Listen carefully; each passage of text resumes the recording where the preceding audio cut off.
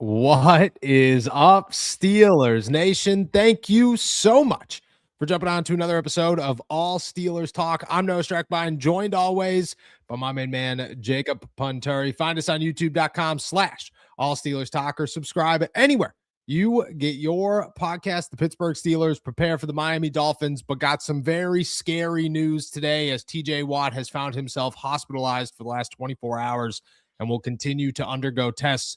We're going to dive into the Pittsburgh Steelers situation, where they go from here, their plan without TJ Watt, what the chances are he'll miss, so on and so forth. Then we'll dive into the game a little bit with some bold predictions, answer your questions as always, and head on out of here. It's a windy, snowy one here in the Berg, but it's December. Can't expect anything else. I'm sure it's sunny and warm where you are, my friend. How you feeling?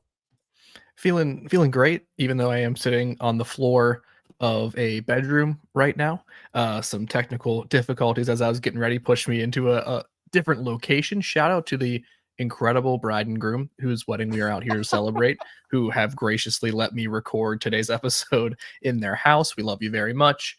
But it's beautiful out here, and I did not have to spend, my night under medical supervision like some Pittsburgh Steelers did. So what complaints can I have? I'm feeling good, brother. That's good. That's good to know. I'm sure the joints are feeling great on that floor with the warm weather around you. If you sat on the floor here, it'd take you a year to stand back up. Shout out to the bride and groom, as always. Let's dive into the big news of the Pittsburgh Steelers here. TJ Watt is currently in a Pittsburgh hospital. He went to a Pittsburgh hospital yesterday after dealing with a lung issue. The team announced that TJ was hospitalized with some discomfort in his lungs. Mike Tomlin said he is continuing to go through tests, and those tests will allow both TJ and the Pittsburgh Steelers to know exactly what's going on and how much and what to expect in terms of a timeline for their star edge rusher. According to Adam Schefter, TJ suffered whatever this is during treatment for the Pittsburgh Steelers yesterday, which brings up a whole set of questions and topics of conversation. We'll dive into that here in a second. But I want to start with Mike T's update, his words right from practice. We just spoke to him not too long ago. This is what he had to say on the situation. Mike, he's gonna. Oh, I'm sorry. No, go right ahead. What can you tell us about TJ and where he is? I'm a little bit, cautious about what I say because I'm not a medical expert. But to make a long story short, he was experiencing some discomfort when he was at the facility yesterday, and so we took him to the docs, and they're going through some procedures. He stayed overnight in the hospital. He has a lung situation that's being addressed. I think he has some testing and so forth ahead of him this afternoon, and that's all I know at this juncture. He and I communicated last night. He was comfortable, and that's all I have really at this point. Can you tell us? His status for Monday night is really up in the air. I think what transpires this afternoon is going to provide more information for us. I just don't have a lot as I stand here today. Can you tell us what prompted that discomfort? I don't know. No, I do not. There was a report that came out that said that it could have occurred during treatment. Is there anything you can tell us? I don't know specifically when it occurred. I know he was in the cafeteria at one point, and that's kind of when I got wind of it. Mike, to your knowledge, was he dealing with anything that was worthy of being on the injury report at any point? Not to my knowledge at all, particularly in game or after the game, nothing. To make sure he is still in the hospital currently right now. Yes. There it is. Mike T, not a man of many words, but to be honest with you, that is more of an update than he gives most of the time, which shows his level of concern here. You look at it from a couple of ways. Obviously, you hope TJ's doing well. Everything turns out okay for him. Scary situation when it comes to the lungs. What happened, I think, is a giant mystery and brings you to incidences like Tyrod Taylor a couple of years ago with the Los Angeles Chargers, where he was getting a pain injection. They punctured a lung. He was out for 4 weeks. If it happened during treatment, you don't know what's going on. I also, bears the question, if TJ was getting an injection, which I'm not here to speculate, but, I'll toss it out there. If he was, why are you getting that on a Wednesday with no practice? That doesn't make any sense. It's a big, giant mystery here to me of what is happening and how serious it is for TJ Watt. What's your thoughts on the situation? Any immediate thoughts on what could be going and happening with TJ Watt? I think my mind immediately, excuse me, went to the Tyrod Taylor situation, and again, no medical speculation here. There's no credible source from me or medical expertise to sort of back this up, but it is so strange, and I think it is another example of a peek behind the curtain of what an NFL season is like. There is so many maintenance routine sort of ways that they go about getting players through the year. No one's ever really truly healthy. You'll hear players, coaches, everyone say it at the end of the year. You kind of just play hurt. And I think this is an example of, this was something that we probably would have heard nothing about regarding Mhm. TJ Watt. He would have just been playing through whatever is ailing him. But the fact remains there, are very few treatment options that you could get that could cause a side effect of your lungs hurting, being punctured, being affected in any way like that. It's not happening by going in the sauna. It's not happening by, getting a massage. It's not happening. But there are some ways that players have been treated for their injuries that have caused this before. All it is speculation right now. So, what else can you do? But it just it's a scary thing, and it really the season hangs on the balance every game. Now there's 4 games left, and if you don't have TJ Watt for one of them, your season's basically going down the drain with it. So it's a scary time. You hope he is okay. You hope you're happy to hear he's comfortable and Yeah. communicating with the team and teammates, but it's a scary thing, and you just hope you get positive news tomorrow and the next day, and head into Monday and the week after with this thing in the rearview mirror. Yeah, just for those who, haven't caught this over time, the NFL has dealt, and there have been a couple of instances in the past where you look to it and say, okay, there's a long example. Where does he go from there? Tyrod Taylor was the guy who I think avoided the worst of the worst. I mean, he punctured his lung, lost his starting job. That was the beginning of Justin Herbert. For those of you who don't recall that situation, he suffered the punctured lung like hours before kickoff. It was, hey, we're going to treat you for a rib injury, punctured lung. His season was essentially over. He missed 4 weeks. There was somebody in North Carolina, NC State, maybe a college football player who had a collapsed lung and he missed half of the season. We've seen instances in the past where players have missed the entire season. It's not a small situation, and one that I would imagine has a really hard time transitioning that quickly and evolving or progressing to a point where he does come back in just a couple of days. I obviously don't know. I'm not a medical expert, and I don't know what exactly is going on, but I don't sit here and say that TJ Watt's going to be available for the Pittsburgh Steelers on Monday night against the Dolphins. I don't know when he's going to be available again for the Pittsburgh Steelers. Again, hoping all is well, and maybe this is not a big deal, but if TJ Watt spending a night in a hospital, to me is like, if I spent the night in the hospital, I'd have to have one less leg. You know what I mean? Like, for you to keep me there, I'd have to show up and they'd be like, brother, you walked in here, you were missing a hand when you came in here. We have to find the hand and we got to figure that out. That's the only way I'm staying overnight. For TJ to do that feels like it's a very serious situation. Again, he's going to continue to undergo tests, and we'll see what happens. The Steelers will miss him most likely on Monday night unless we get some drastic last second news here. As big of a loss as they come, I don't care what his stat sheet says. Not having TJ Watt out there go look at their record without him. As significant of an injury as there is in Pittsburgh, Nick Herbig and Alex Highsmith, how much faith do you have in them? How much faith do you have in Jack Sawyer to come up here and play? And does that impact your outlook on the Steelers at all over these next 4 weeks if he is not on the field? Oh, it makes it's a huge impact. There's no denying it. What I have some confidence in is that the position group behind TJ Watt, specifically Nick Herbig and Alex Highsmith and even Jack Sawyer, are a competent trio to kind of go through at least one game or several games with. Like, I'm not worried or concerned about what they'll get from that trio, that position group specifically. The larger impact, losing your heart and soul defender, losing your top guy, losing the guy who has been with this team through thick and thin and has been a defensive player of the year, the impact that has outside of the fact that he is, having a down year, but is still the sack leader for the Pittsburgh Steelers, and he's still a player who has chipped and doubled more than anyone else per data from Pro Football Focus and Sumer Sports and as it goes on and on. You look at that, the impact is tangible. They're a worse defense. They have less impact players. And as we talked about so often, this team is one that lives and dies by creating turnovers, creating splash plays. And without TJ Watt, you lose one of the biggest X factors in that whole equation. So it's a huge loss. It's an opportunity for Nick Herbig as well. It's an opportunity for Alex Highsmith to maybe cement himself as part of this team beyond 2025 and things like that. But Yeah. is that worth losing your best defensive player? Even on a down year, I would say that's not worth it. No, no, it never is. There's not a name you could put out there to say, well, if that guy replaces TJ Watt, it's okay. It's no big deal. No, you're without TJ Watt. That's the guy. That's the momentum swing on this defense and will remain that. And I get it that people will say like, oh, well, TJ's having a down year. 100%. The Steelers also have won one game ever without TJ Watt. One.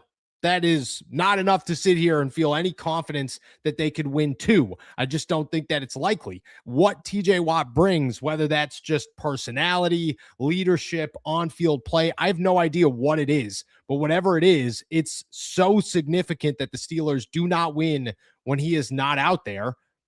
Is their group the best it's been since he's arrived? Hands down.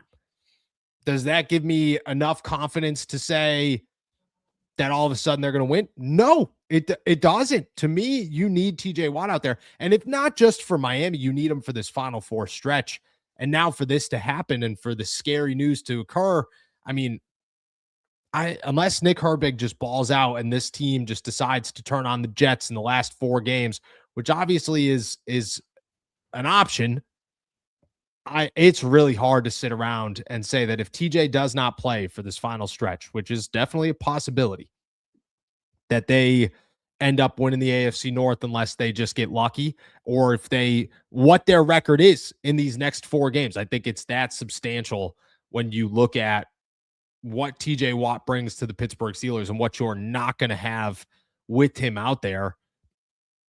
Even if Nick Herbig is quote unquote the next guy and Alex Highsmith is fine. I just don't. It's something that he brings that I can't quantify, but it's significant for sure. It's superstar. It's the superstardom, right? Like that's the difference, right? It's the how much of fear, even in a down year, he imposes into the opposition, right? Like McDaniels and Tua, and while they're carbo loading and getting the brain all ready to go, they're also thinking about how can they mitigate TJ Watt, even in a down year, even as he is not sacking the quarterback at his usual rate. He is such a disruptor and such a game changer that he forces your attention as the opposition. So I think that's the critical difference here is you can be aware of how good of a season Nick Herbig's having. You can be aware of the total player that is Alex Highsmith, but are you worried about mitigating their impact? No, you're taking your chances. With TJ Watt, you are making sure you are drawing up the schematics to make sure he does not ruin your day. And I think that's the difference. Let me ask a coaching question here. If you are Mike Tomlin, you get the clear, you get the okay. Do you play TJ before the playoffs if you know that there's risk that he gets that it furthers and hurts more of a chance? Obviously, there's the life side of it. We're going to talk just football side of it. Would you rush TJ Watt back if you knew there's a possibility that he could play, but that could end up that he does miss more time? Well, the Steelers are not in a situation where they can just afford another loss or another 2 losses or anything like that. Taking the life part out of it, and that is something that I really struggle to do if I'm being perfectly honest, because at obviously, the end of the day, and I know you're the same way too, but for the sake of the conversation, football specifically and only, as soon as you can get him back on the field, you need him back on the field. I think you could go 2 weeks max, but you can only miss him for 2 games if you want to try to win the AFC North. If you want to be gifted it, if you want to sneak in and take your chances, fine. Don't rush him back at all. There's no reason. But if you want to try to clinch this, maybe before you even get to that Cleveland game, you need TJ Watt in there as soon as possible. Now, again, medically speaking, can that happen? I don't know. This seems like a scary thing. No new updates. We'll take this day by day. But if you can get him back and you know that you are not causing too much detriment to play him now, you got to get him back. There's no reason to delay it. Do you feel Yeah, differently? no, I feel exactly the same way. I mean, obviously the life part of it, but that's the easy answer. You know what I mean? The easy answer is you don't put him back out there until you know he's okay and fully okay. You know, you don't mess with this stuff. And that's how Mike Tomlin would approach it. Obviously, you know, he's held guys out of games before for this kind of stuff. He'd do it again. It's the nature of the beast. At some point, you got to become a human before you're a football player or a head coach. At the same time, if the Steelers are without TJ for these final 4 games, I don't think their chances of winning the North are anything more than a toss-up. You know, with them in there, I think they're substantial. I think you have a pretty good shot of walking away Kings of the North. You got to get him back here as fast as possible. I don't know if he's going to. We'll see what happens. We will see what happens. Any final thoughts on TJ before we start getting into other stuff? Just well wishes, especially because, we're out here celebrating a little bit of love, celebrating family, things like that, just wish him well. Hope his wife, his baby's doing good, and they're not too worried about Pop hanging out in the hospital. So those are my final thoughts. Yes, sir. Same here, as always. All right. Let's round this one out with some bold predictions here. Pittsburgh Steelers, Miami Dolphins. They play on Monday night. Right now, the injury report is looking pretty positive in the Steelers side. Darnell Washington, guys like Derek Harmon is still waiting to come back, but Darnell being out there is pretty significant. Malik Harrison being out there is obviously a good sign for the Pittsburgh Steelers. A lot of good news. We got 4 bold predictions for you, 2 on Jacob's side, 2 on my side. I'll let you start on this one. You got 1, you got 2. What do you got? I got a couple for you, and I'll start off with one, and then I'll let you respond to it because we did not get a chance to talk about these beforehand. So if they go in tandem, I'll let you take over. But this is a little bit of a continuation from yesterday's episode. I think you and I are in a little bit of a disagreement as to the impact former Miami Dolphins tight end Jonnu Smith will have in this upcoming game. I think Noah's a proponent of the revenge game. Before you carry on there, okay, let me describe a situation. I won't call anybody out by name, obviously. I'm in the locker room, Jonnu walks through, and I go, oh, we're gonna have to get the Jonnu story. And the person next to me looked at me and he said, do you think any of the fans care? And I said, no, but it's our job. And he said, no, it's not. Our job is to do what the fans want. And I said, yep, you're right. And we let Jonnu just stroll on through. So carry on. Shout out to Jonnu Smith, man. I would have talked to you. Yeah, that's absolutely who I'd want to be talking to. This is revenge game narrative stuff. Noah is a little optimistic that he's going to, have that game. I'm not. So here's my first bold prediction. I think I am right. And I think that Jonnu Smith is a non-factor once again. And I think the Steelers unlocked a key to their receiving game that does not include the former Miami Dolphins tight end. My first bold prediction is that the Steelers will do well again offensively, but Jonnu Smith will once again have 0 receptions and he will have 0 yards in this revenge game against the Miami Dolphins. It's not even that. I mean, it's bold, but it's expected. I think I'm the only one in the entire city of Pittsburgh that's sitting around going, John's going to have a game, brother. John's going to have. If you go to any random bar, okay, you walk into your local Permani Bros, you sit down, you start chatting it up, and you say, dude, I think John's going to have a game. There's a 50% chance the person next to you looks at you and goes, I don't know who that is. There's a 50% chance that the person next to you tells you you're crazy. So, bold for sure. 0 for 0. Like it wouldn't even he's done that 3 times this season? Several times. Yeah. This is it's a pretty consistent occurrence for the Pittsburgh Steelers starting tight end. Shout out to Jonnu Smith, dude. It's a game. He's having it. I'm telling you right now, he's gonna have it. All right, I got one for you. I'll start on the offensive side of the football. I'm gonna go with Jonnu. Okay. We're going to start with Jonnu, okay? I think Jonnu's going to have a game here. I think Jonnu is going to do some things. He's going to, he's going to be a light for the Pittsburgh Steelers. However, I'm going to say that Jonnu Smith's biggest play of the game, okay, is the first offensive play of the game. I'm saying Jonnu goes for more than 30 yards on the Steelers' first offensive play from scrimmage. And I'd put money on it. I'd put money on it. I'll double dip on that one, though. I think his only offensive touchdown of the day comes from a handoff. It's a double bold for you. That is double bold. I did. Don't forget, we have a bet for this game as well.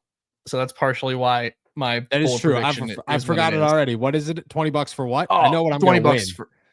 So I think I said he's going to get like less than a couple receptions. See, And you said more than that. So yeah, we'll see. But I mean, dude, that's play back. okay. We'll play it back. That's bold. Whatever. Spot on. Spot on. Whatever. Here's my second bold prediction after Noah's fake one. And it's a defensive bold prediction. As we talked about, TJ Watt, I just like I'm nervous for him. You know what I mean? Yeah, I can't for help sure. but to talk about it and to feel that way. I know he will be fine, right? Like, not to be too dramatic, but not anticipating him playing. I think it's another opportunity for Nick Herbig to really, really show up. He's going to probably play a ton of snaps. He's going to have an opportunity to get after Tua Tagovailoa. I think Nick Herbig shows up and balls out. I'm talking 1.5 sacks and a forced fumble from the next outside linebacker in Duberg. 1.5 and a forced fumble is like a good day for Nick Herbig. He's done that before. I could see it happening again. I would love for it to happen again. Tua is not that mobile. And again, what I think helps for Nick is that he plays both sides, where you're chasing the blind side. And if TJ is not out there, you're going to be chasing the blind side all day long. Again, Tua is not that mobile. The passing game, it looks pretty okay right now. It's quick, which works against Nick Herbig. But I don't know, man. I feel I could see Nick Herbig having a game. I'm nervous. I don't think that this I'm going to say it right now. I don't think the Steelers' chances of winning are in their favor if TJ doesn't play, but I could see Nick having a game. I could see Nick having a game for sure. I don't hate that at all. All right.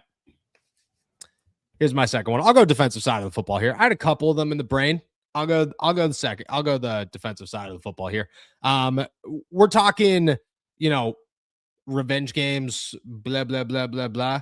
I'm gonna say something a little bit different here. Okay. I think Tua is not that great of a quarterback, not the most accurate quarterback, although Tyreek loves to say that he is all the time. Also doesn't throw the ball deep very often. You want to know who's going to have some opportunities here to intercept the football? Your mind went Jalen Ramsey, but the answer is Kyle Duggar. I'm saying this is the game for good old K Duggs here. Okay. I'm not saying one. I'm saying 2 interceptions for Brick Hands Duggar in this football game as the clear MVP. I'll say that it's a statement game. In my head, this is the Kyle Duggar is a piece of the Pittsburgh Steelers probably next season game. I'm going 2 INTs on this one for good old Brick Hands. And I think Tua hands him at least one of them. Kyle Brick Hands Duggar coming through in the clutch. I would love to see it. I wrote about, the Jalen Ramsey conundrum for the Pittsburgh Steelers right now and like what to do beyond 2025. And I think just Kyle Duggar's performance and his impact is going to play a much bigger role in that decision than maybe we want to talk about right now. So, I am down to see it. I love Kyle Duggar. He said his hands feeling better, right? He's getting back on the field. They need that impact alongside Jalen Ramsey at the safety position. So I'm all for it. I love it, dude. I'm all for a Kyle Duggar game. We'll see what happens. Asante Samuel Jr. is where I was going with the next one, but to be honest with you, I meant to watch him in practice today, and my brain was obviously all TJ, so got a little, didn't even know if he was out there. We'll see what happens. You want another one here? You want another bold prediction? I got an extra one for you. We got a couple minutes. I'm saying Marquez Valdez-Scantling scores his first touchdown as a Pittsburgh Steeler in this one.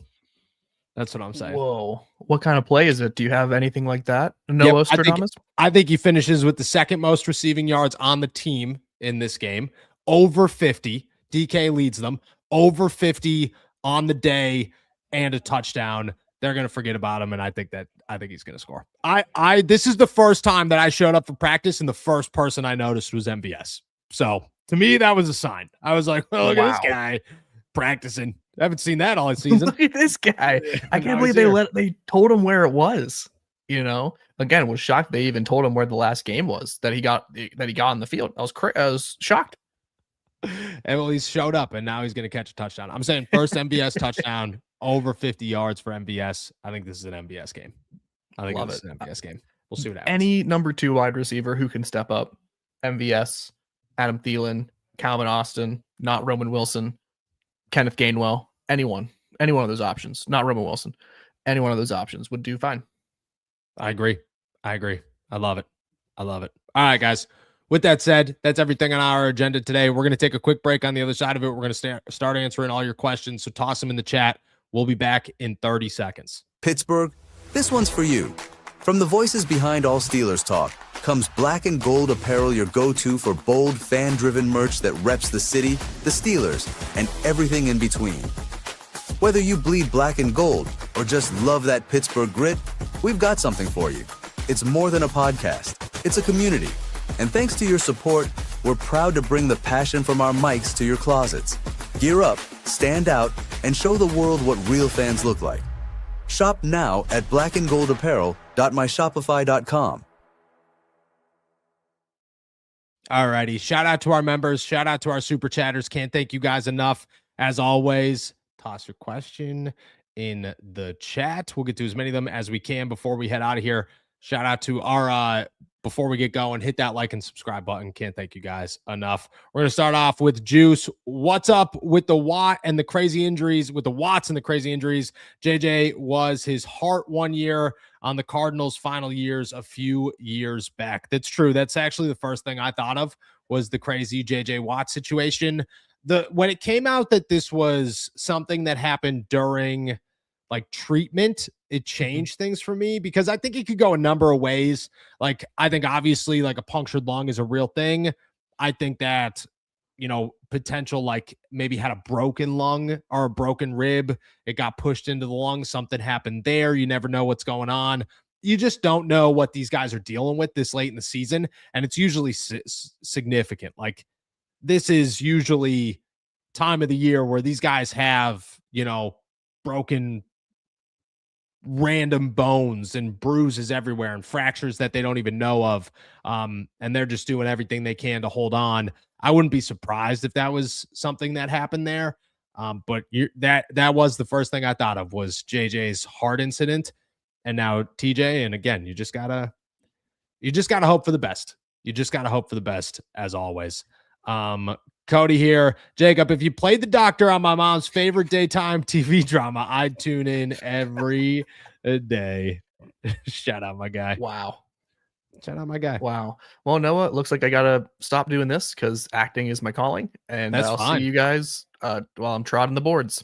That's fine, dude. Go do it. I'm sure that those soap operas first off, you're going to have a job for 30 years. You know what I mean? You're going to die on that show 5-6 times, but you're always going to come back.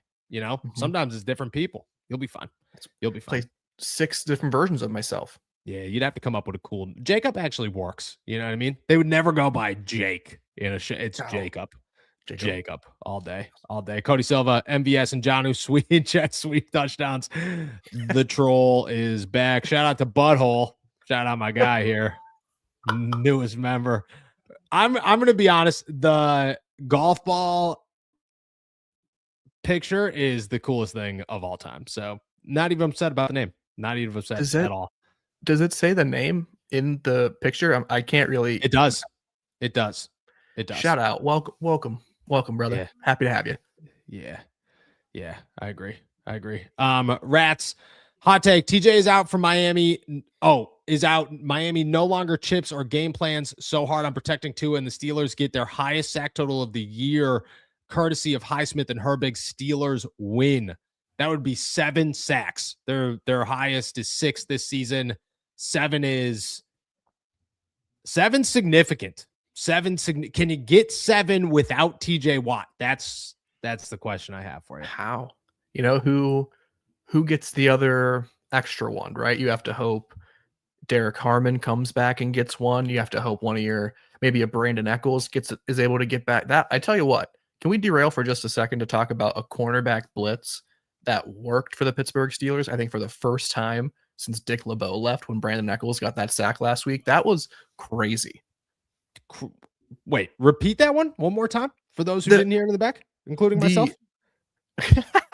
I said, can we just derail for a second? Because in order to get to 7 sacks, they would need someone from the secondary to provide a sack, a Jalen Ramsey, a Brandon Eccles, something like that. How incredible that a cornerback blitz finally worked for the Pittsburgh Steelers defense, which it felt like for the first time in forever, whenever Brandon Eccles got home against the Ravens for that sack. I was like, this does not happen. You know what I mean? Like this, I haven't seen this since Deshae Townsend coming off the edge, under Dick LeBeau. The last time it should have happened was, okay, we'll say that Jalen did it twice this season. So you got to remember that. Totally forgot about that. The last time it happened before that, Patrick Peterson, I've told the story many times, coming off the edge, hits Josh Allen like somebody just threw a squeak toy at me. And Josh was like, is that a fly? Somebody throw a snowball my way? What just happened? Didn't work at all. So I agree. And you want to know who once called out the corner blitzes, said that they need more corner blitzes? Ben Roethlisberger. Here we are. David, just want to shout out All Steelers Talk was my most viewed channel, and I was a top 0.6% of listeners / viewers. Love you guys. That's awesome, dude. I do want to take a quick moment with that one and just say thank you to everybody out there.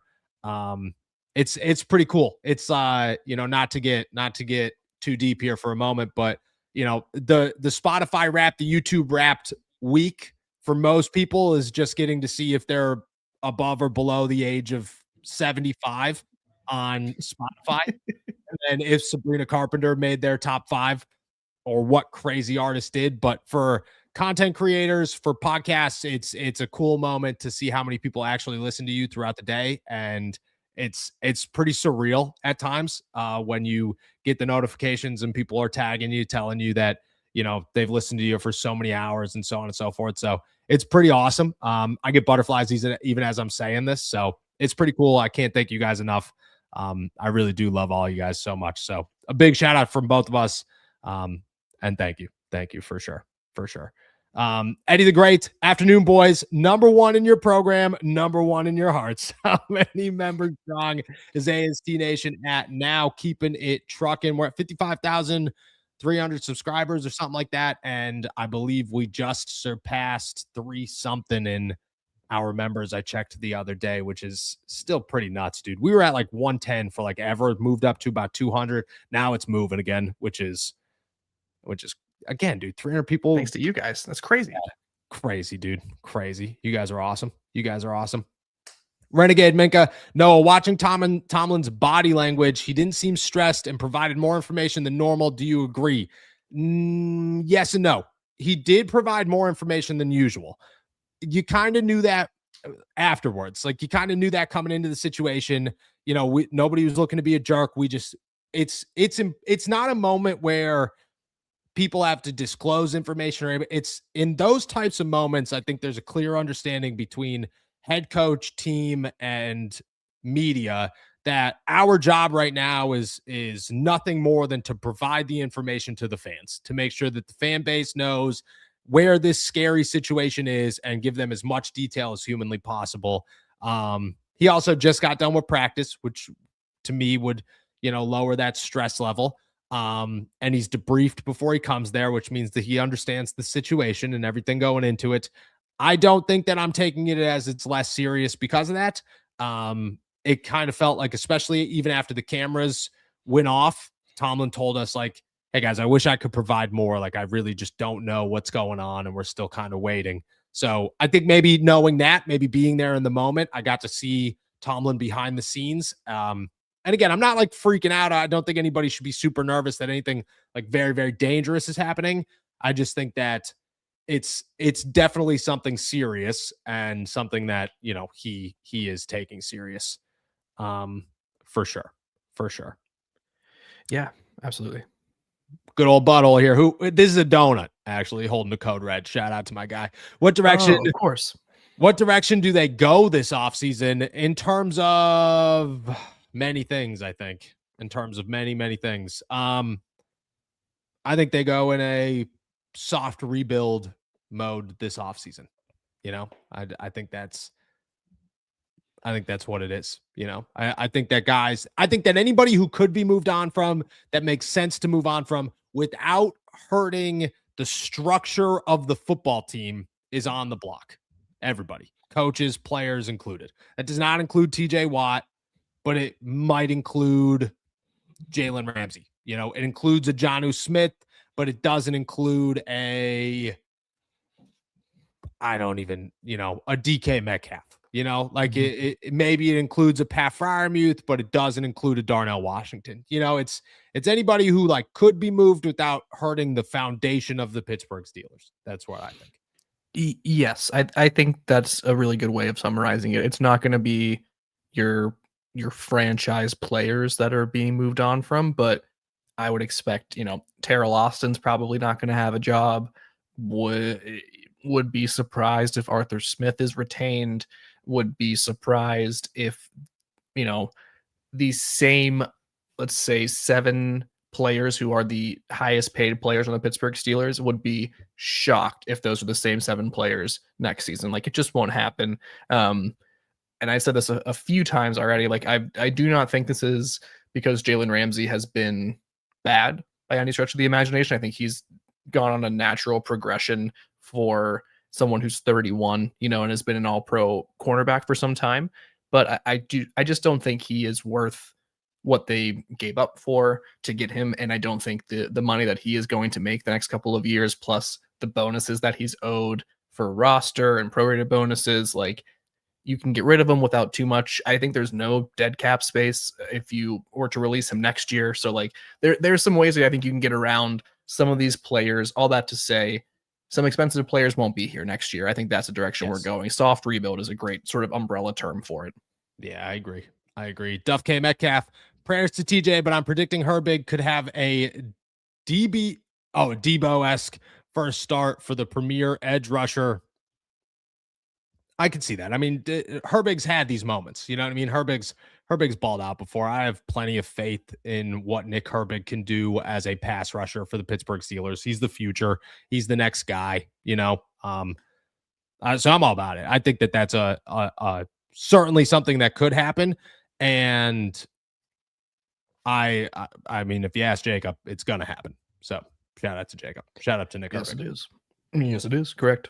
ND Joe, are we forgetting about someone here? How about this as a hot take? Peyton Wilson is going to ball out like he did against the Colts. He's going to have a game on Monday. I would love that. Has Peyton Wilson done enough this year to sort of erase the early season criticisms? Is he the number 1 inside linebacker in 26 in your opinion? No. Is he in yours? Excuse me.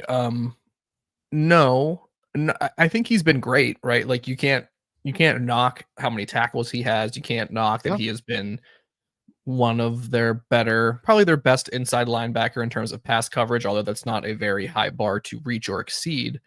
I think he's said, he's going into year 3 next year. Patrick Queen is again one of those guys that might not be on this team because they could just probably do something a little bit more resourceful with that money that he signed for last season. That being said, I think Peyton Wilson's in a very advantageous position to be the number 1 guy next year. And I'm not sure if it's earned or not, but no. I think that's just kind of the position he's in. He's not a run stuffer enough, in my opinion. He's good at tackling, but he's not a run stuffer. Dude, that I feel the exact same way. You need to have somebody else who you could put, and it can't be Malik Harrison, it can't be Cole Holcomb. You need to have somebody else that you could put out there to say, okay, you're going to be our 3rd and 1 linebacker. You know what I mean? Because it's not going to be Peyton Wilson, and unless Peyton Wilson bulks up, but again, is he the future? Certainly. Do you bring somebody else in? I also think yes. Like it's got to be somebody that can play 3 downs if you need them to play. Cole Holcomb and Malik Harrison is not that guy. For sure. For sure. And I think, if Peyton Wilson were to bulk up, like that kind of defeats the The best speed. parts of his game. Yeah, exactly. Mhm. And that quickness is, I think it's what catches everybody's attention, sure, but it's also what makes him a good tackler. It's what makes him someone who can go after someone in pass coverage. So I think Peyton Wilson needs someone who's a complementary player alongside him on the inside. And I think that is like, a 1A, 1B situation is the ideal way that the Steelers want to go about the inside linebacker position. Yeah, I agree. Nate Moore here. 0.1% viewer. Thank you for all you do, fellas. It is, dude. It's so crazy. It's so crazy that sometimes I like have to. Do you ever like have a moment where you're telling your wife something and like it's so cool to you and she's like pumped about it, but you like feel like you have to over explain how freaking cool it is? That's how I feel every time I do this. Like every time somebody's like, like sends me a screenshot or something, I'm always like, yeah, like I wish I could explain to you like how unbelievable that is. You know what I mean? Truly. I'm just a dude who just loves coffee and talks about the Pittsburgh Steelers. You know what I mean? Like it's crazy to me. It's completely mind blowing. So thank you guys. It's cool, man. It's cool how awesome of a community we've built on here. For sure. Yeah. For sure. Rats. We missed Deshaun Harmon and Landon on run defense. Dude, I miss Deshaun Elliott every day of my life. Every day. Just miss Deshaun and Derek Harmon. Expectation is he'll play on Monday. Didn't practice today. Deshaun, man. And Landon, but I mean, there's nothing you could do there. But miss Deshaun, man. You missed Deshaun. And I wonder, here's my other Jalen Ramsey question. Not that you were asking, but does the fact that Deshaun Elliott, is going to come back next year, does a full year of Jalen Ramsey at safety alongside Deshaun Elliott, like how is that an intriguing option right now? Does that sound like a huge risk of an option? I'm not sure. And I think the Steelers, I think Mike Tomlin might really like that idea.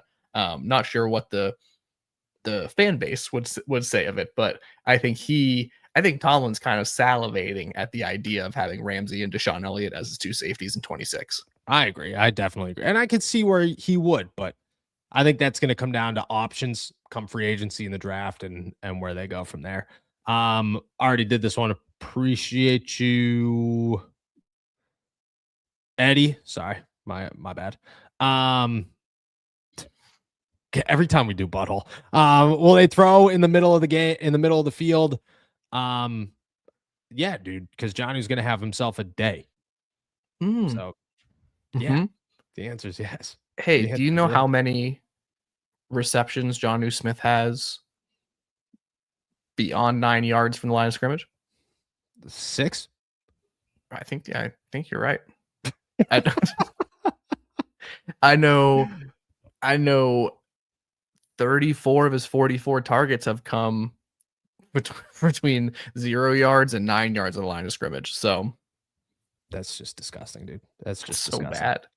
Lindsay, do we know that TJ has a punctured lung? No, we don't know exactly what's going on with TJ. We're hoping for the best. The Steelers haven't released more information. We're keeping an eye out for it, obviously. And we'll keep you guys posted as well. Dylan here, hear me out. Trade for next year, TJ Watt for CD Lamb. Why not just JP? A little CD for JP? For GP? A little TJ for George Pickens? Could you imagine, dude? George, we traded you. Where? To the Pittsburgh Steelers. What the? That would be... He'd probably crash out. More than what he is. It'd be bad. Yeah, it'd be bad. I would... this would be enticing. I'm not going to act like it wouldn't be. If you asked me before this season, it wouldn't be enticing. Where we sit today, I'd have the conversation. The Steelers would never have that conversation. Ever. They would just wouldn't even think about it. As they should. I don't like this trade. Even though I think the idea of and the possibility of trading TJ Watt feels, I don't know, more digestible than it did before the season. I don't think I want to trade him for a wide receiver, period. I'm so excited for this wide receiver class. I don't want to trade anybody for a wide receiver. Mhm. That's where I stand. Renegade Minka. Noah, how do you feel about Herbig stopping the run? Makes me nervous. I think Herbig's a quality run stuffer, but he's definitely not TJ. He's definitely not TJ. Alex Highsmith and TJ Watt are two of the best run stuffing outside linebackers in the NFL. Herbig is still developing there, but I will say that Herbig last season compared to Herbig this season is much better. He has definitely improved that area of his game, and I think there's more potential to come, but I don't think he's insufficient. I think he's fine. And I also think Jack Sawyer is a really good run stuffer. So I think that helps a lot as well. Yeah, I mean, it's the weakest part of his game, sure, but I don't think it's a huge issue. I really don't. Like, I think the difference between what he's able to do versus TJ Watt is, such a gap, because TJ Watt is so extraordinary at setting the edge versus Nick Herbig, who I would describe as being decent at setting the edge. Not exceptional, but not terrible by any stretch. I agree. Sosa, if trade for Tomlin gets picks, number 2 and a Mendoza, do you do it? Do you trade Mike Tomlin for the number 2 pick in the draft and Fernando Mendoza? Yeah, if I'm doing it, yes. yes. The answer is yes. If I'm playing Madden, for sure, right? Yeah, like if somebody's going to offer that trade, for sure. Would it actually happen? Probably not. Would he waive his clause to give up the second pick in the draft and go to the Tennessee Titans? Probably not. But if the Steelers had to just decide, yeah, I would do it in a heartbeat. You know what I mean? Easy. It'd be a great pick. Would you do you like Fernando Mendoza? Like, are you 100% on him? Yeah. Yes. I also just found out he was supposed to go to Yale. And to me, that's like, yeah, the guy's a genius.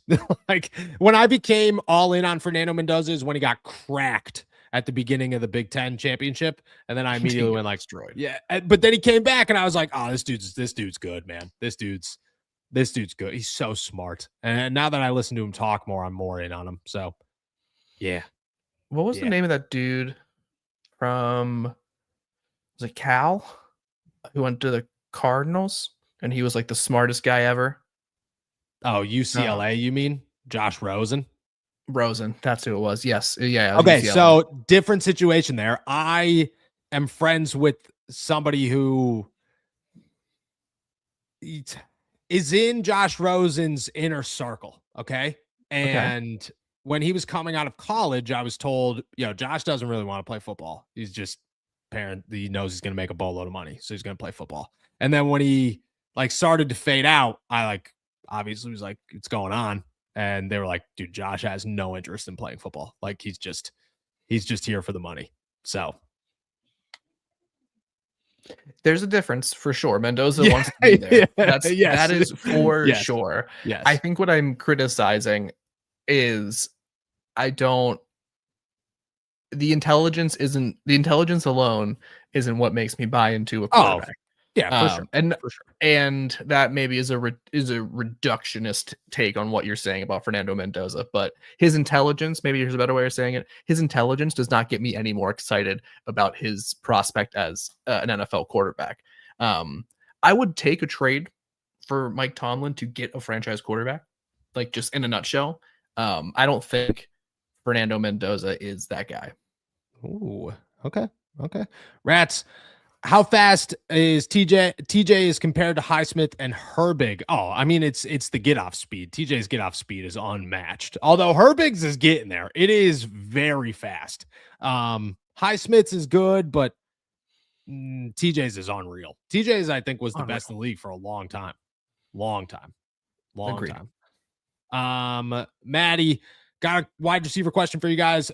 What do you think of Denzel, Boston, and Mackay Lemon as potential first-round picks for us that are realistic? I love Lemon. I think he's an absolute stud. I like Denzel Boston too. I like Lemon's speed. I think he's crazy fast, and he gives me better Waddle vibes. I think he's very high on my list right now as the guy for the Pittsburgh Steelers. That's a realistic pick. Yes. Yeah. With the qualifier of it being a realistic pick. I'm I'm a big fan of Mekhi Lemon. I know we talked about and we've um, hoped and dreamed for the Carnell Tates, these guys who are top 5, top 10 pick potential, but you look at a guy like Mekhi Lemon and you're like, wow, that he fills multiple holes for this Pittsburgh Steelers team, and he might be available between 15 and 30, just to give a very broad range. That's incredible. I'd love that. I agree. Nate Moore, if Herbig wins us the game, does that change the Steelers' plans at outside linebacker? No. I think Alex Highsmith is on the what can we get for him block anyways after the season. I think he's too expensive and they have too many replacements. I don't think it's anything to do with Highsmith. I think it's everything to do with just the future, and you have to make business decisions. So I think either way, Highsmith is potentially gone in 2026. 100%. Yeah, I just think you have to explore moving him just because of his salary cap number more than anything else. Like it's $17 million per season. Like you can do a lot with that. I agree. Enigma After Dark, what's the next position you think will have a top 5 player from this next generation of players? It's a great question. I think right now the best options that you have are center and defensive tackle and right tackle in Troy Fautanu. I think and those are some damn good positions to have top 5 players in. Those are some great positions to have top 5 players. I'll take top 5. I'd take a top 5 center, right tackle, and defensive tackle over a top 5 wide receiver any day of the week. Any day of the week. Yes. Yeah. And I think it is of those 5 who will be, or of those several who will be like the one to truly be recognized, I think it's going to be Derek Harmon. Derek Harmon is just special. Like there is just something about him and his impact. Like it is as different as, someone like a TJ Watt feels when you like watch him in practice, when you watch him go about his business. Like Derek Harmon just kind of has that it factor in a way. Like Zach Frazier's unreal. Troy Fautanu, unreal. Love what both of those guys have done, will continue to do for this Pittsburgh Steelers team. Derek Harmon, I legitimately could see being a first team all pro defensive lineman. Yeah, I agree. Pass the Joints pod. I grew up in Western Pennsylvania, but I've been gone for so long that I can hear Noah's accent. It's hilarious because I've started to develop. I'm from Scranton, which is it's just an awful accent. NEPA's got it's Philadelphia, Boston, New York City, just jumbled into nothingness. And then I came down here and got a little bit of Yinzer in me, and it's just, I feel bad for people who don't know me, man. It's bad. Shout out to you guys. Wayne, Noah, and Jacob, did you hear that the NFL dropped the first round picks from 10 minutes to 8 minutes at a selection in 2026? Yeah, it's the best news ever. Teams don't need 8 minutes or 10 minutes. They don't need 8 minutes. They know who they're picking when the clock's up. When they're on the clock, the first round, they know 3 guys that they have their eyes on. They're just trying to make trades. So yeah, I'm all about it. If we could get home before midnight, this is a beautiful day. It's a beautiful, beautiful day. Thank God. Dan, haircut looking fresh, Punturi. Odds TJ's out for the season. I think it's too early to tell on the TJ situation. I'd say early indications are optimistic, but we will know more in the next, I'd say coming hours, but definitely by tomorrow for sure. And then we're going to finish it off with Carl Spackler here. Toughest question of the day. Pick only one. Be a diehard Browns fan for 3 years. Don't watch any football, including news and highlights for a year, or push Kaboli on a sled for 100 yards. Shout out Kaboom, dude. Shout out to Kaboom. Like that. Only have to pick one, dude.